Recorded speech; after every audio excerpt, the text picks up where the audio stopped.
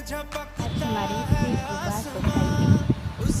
અહીં વસ્તી ગણતરી માટે આવી છું. અહીં ગાર્ડન છે.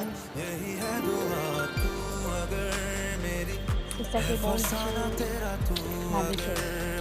ઘરે જઈએ ને કોઈના તો બધી ઇન્ટ્રોડક્શન આપવી પડે છે, ત્યારે જ માહિતી આપે છે, નહીં તો માહિતી પણ નથી આપતા.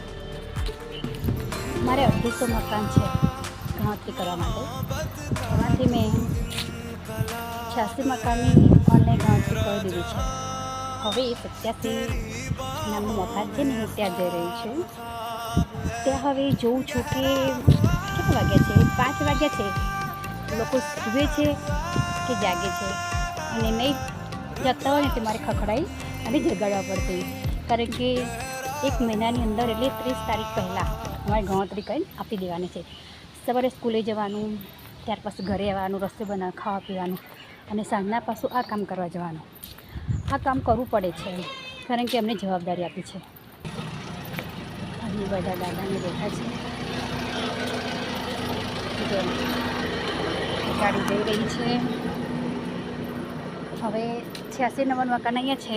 હવે 87 આ લાઈન છે ને, આમાં 87 નામનું મકાન છે. હવે ત્યાંથી હું આજે ગણતરી કરીશ. આ 87 નંબરનું મકાન છે ને. ઓકે.